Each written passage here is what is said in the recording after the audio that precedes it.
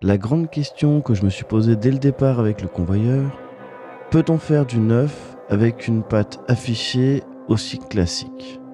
La bédonie. J'ai été retourné et même bluffé par cette BD. Ça faisait longtemps que ça m'était pas arrivé.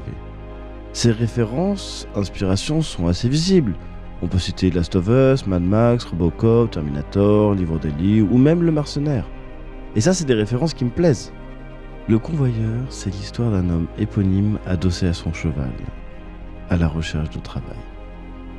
L'action se déroule en France dans un monde post-apocalyptique, sale, désertique, usé. Personne ne l'avait anticipé, mais il y a eu une catastrophe qui est arrivée. Et oui, l'humanité a été ravagée par une maladie, mais qui n'a pas touché l'homme, mais le fer. C'est pas si grave, il y a le bois, la pierre et autres, et ça suffit pour vivre, oui. Mais la quasi-totalité du savoir, de la technologie ont été perdus. Toute assistance, outils informatiques qui avaient rendu la vie plus tranquille, plus confortable pour nous tous, n'est plus. La nature, elle aussi, s'est rebellée. Elle est même devenue très hostile, surtout pour l'homme. De nombreuses maladies sont apparues et l'homme ne les a pas toutes évitées. Il y a même des mutations très marquées qui peuvent rebattre les cartes de l'appellation humain. On parle d'humains mutants, voire de mutants tout court. Que devient l'humanité quand elle doit à nouveau combattre la nature pour sa propre survie ? Ce côté proche du western avec un personnage monolithique, solitaire, taiseux. On pourrait se dire « Ouais, rien de bien surprenant, dans la BD on a déjà vu ça 1000 fois ». C'est faux, ce ne sont que des apparences.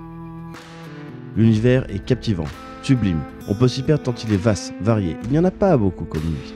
C'était même la priorité de son auteur, Tristan Rouleau. J'ai créé tout l'univers avant presque de raconter l'intrigue, parce que carrément quasiment une carte dans ma tête des lieux, de ce qui s'y passait, de toute la courbe, on va dire, de surprise, de cliffhanger qu'on va essaimer un peu au fil du récit pour arriver exactement là où je veux arriver à la fin. J'adore l'immersion d'un univers et je préfère que ce soit l'univers avant l'histoire. Car on a un ensemble de règles qui va fixer une cohérence globale et une fois que c'est fait, on ne peut plus tricher avec le scénario pour que ça nous arrange et ce dernier d'ailleurs est hyper bien ficelé. L'humanité s'est réorganisée. Il y a même des clans et il y a toujours du travail. La nouvelle ressource, richesse, l'équivalent de l'argent, c'est le cuivre. Tout se négocie avec. À une seule exception, le convoyeur. Lui, il ne fonctionne pas comme ça. Son travail, c'est amener ou ramener quelqu'un ou quelque chose d'un endroit à un autre. Quelle que soit la mission proposée, il va l'accepter et son prix sera toujours le même une fois la mission réussie. Tu dois manger l'œuf qu'il sort de son sac. C'est un contrat moral. Ça, tout le monde le sait. Et d'ailleurs, tout le monde connaît le convoyeur. Il est partout, son arrivée ne passe jamais inaperçue. Il est craint, attire méfiance. Beaucoup de gens le détestent. Il est vu comme un opportuniste, froid, assez peu humain. Et on ne connaît pas vraiment les conséquences de son prix, même si nous, lecteurs, on a quelques indices. Quand on fait appel à lui, on n'a pas d'autre choix. C'est un acte désespéré souvent, le dernier recours, et plus aucun retour en arrière ne sera possible. Tout ça, c'est l'univers, le décor, le contexte, qui est déjà un gros point fort en soi, mais il y a un point fort encore plus grand. C'est le scénario. C'est avec lui qu'on est tenu et tous ces mystères qui y sont parsemés. Il est remarquablement écrit, tant sur l'histoire que la gestion de celle-ci. Les informations se révèlent naturellement et on ne sent pas une exposition forcée. Au fur et à mesure, je me suis surpris à tenter de deviner la suite, à partir des indices distillés de ça et là. On a un scénariste qui s'amuse.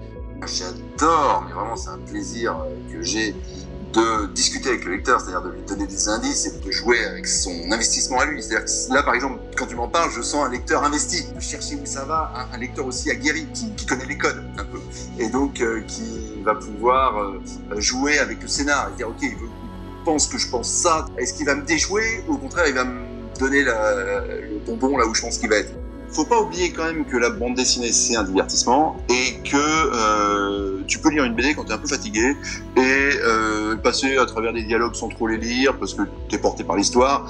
Donc je vais avoir tendance quand même à me dire je vais quand même être sympa, je vais répéter l'info 2-3 fois. Tout ça, je le sens aussi dans le rythme.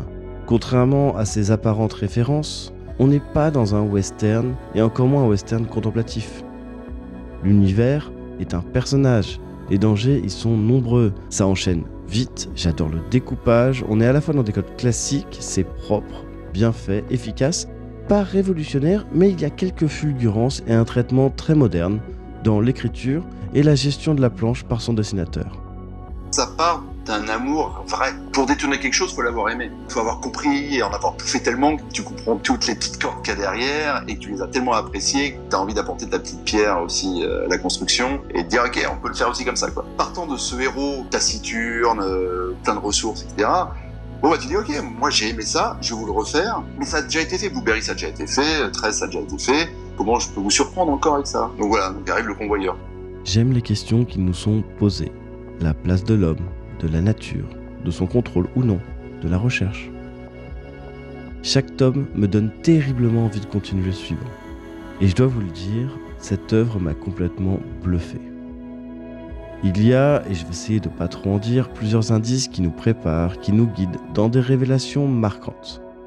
J'en avais deviné beaucoup, mais malgré ça, à un moment, je me suis juste pris une claque, qui m'a pris le cerveau, retourné l'esprit, j'en ai lâché ma BD.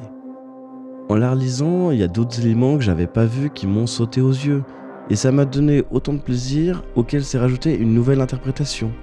Il y a des éléments que j'avais vus, que j'avais pas marqués, et en fait ça révèle des indices encore plus grands, une symbolique cachée, quelque chose qui a un rapport avec un miroir. J'ai pas envie de trop en dire, mais vraiment, même en le relisant, c'est génial. Tout change, mon cerveau ne m'appartient plus, et Tristan peut m'emmener où il veut. Je te suivrai partout. On peut me dire, oui, ok, il y a peut-être un twist scénaristique, ça existe déjà dans d'autres œuvres. Ok, je suis d'accord. Mais je n'ai jamais vu, moi, un tel twist à la fois scénaristique combiné avec un twist narratif. Et là, je dis bravo. J'adore les inversions, je le fais très très souvent dans mes BD. Ce qui m'intéresse, c'est d'entrer dans la tête de l'adversaire. Est-ce qu'il est si différent de nous? Est-ce qu'il mérite autant de haine? Est-ce qu'on pourrait pas s'entendre en fait? Quand on regarde les différents volumes, il faut absolument pas regarder la couverture du 3 et 4 car elle spoil. Mais c'est en 4 tomes. Et rien que là-dessus, il y a une référence cachée que j'ai citée un peu plus tôt. Que ce soit dans l'écriture, une histoire en 4 actes, peut-être, un miroir, voire chacun à son point de vue. Vous verrez bien. Un petit mot sur le dessin qui est un travail de Dimitri Armand qui apporte beaucoup. On est dans un mix entre c'est beau à regarder et c'est effrayant. Il y a beaucoup d'élasticité, une impression de mouvement permanente, c'est très agréable à lire. Il n'y a jamais trop de texte ou de chute. J'ai envie de parler d'une idée d'un flow, un flow qui est maîtrisé et qui évolue en restant toujours sur le bon tempo. Dans cette œuvre, j'aime autant l'action que les moments calmes. On découvre l'environnement et ses dangers et ça nous rend méfiants de ce qu'on voit. Il y a beaucoup d'éléments qui sont apparents, il y a un plaisir du voyage, de regarder des matières, du micro, du macro. On a aussi un petit côté voyeuriste dans la monstruosité des mutations humaines, dont certains en tirent des pouvoirs. J'aime beaucoup le design aussi du convoyeur. Je trouve qu'il pète la classe avec ses yeux rouges, on se demande si on le voit dans le noir, ça montre une force, une prestance. C'est finalement un très bon travail visuel et scénaristique. Dans chaque bouquin, je vais avoir beaucoup de recherche, pré-création, c'est un luxe, parce que j'ai besoin de croire à mon univers avant de raconter la moindre histoire dedans. L'intrigue va me mener à créer des éléments dont je vais avoir besoin. J'ai vu que j'écrivais pas de la même manière, sous pression financière et dans un confort relatif. C'est ça qui me permet de faire des meilleurs bouquins. Si j'étais obligé d'être payé à la page, à la ligne, parce qu'il faut que je puisse facturer, la densité, elle serait pas la même non plus en termes d'idées. Tu prendrais un peu les premières que tu récoltes, quoi. Alors que là, j'ai le luxe de sélectionner les meilleures branches, j'ai l'impression.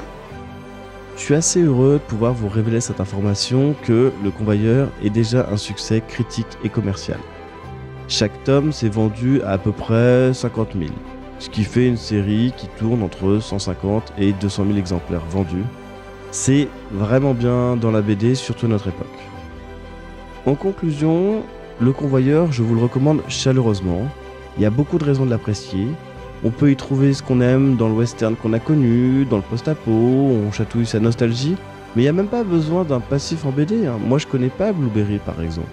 Je trouve que c'est une BD qui est moderne, qui peut plaire à énormément de monde, et même si on n'aime pas le genre, on peut y trouver du plaisir dans son scénario. Sur ce, à bientôt. La Bédonie.